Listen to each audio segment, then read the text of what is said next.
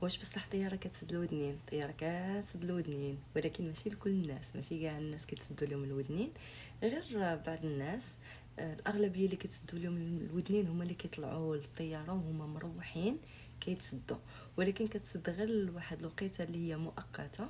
ان فوا كتنزل الطياره عرفتي كتحس بواحد الضغط في الودنين وكيتسدوا بواحد الطريقه اللي هي واحد المره انا كاع، المهم انا دخلت من قصه لقصه. واحد المره انا كاع منين كانت نازله الطياره تسدوا لي الودنيه لواحد الدرجه بقيت كنبكي كنبكي كنبكي كنبكي، يعني كتسد بطريقه خايبه بزاف ولكن مؤقته.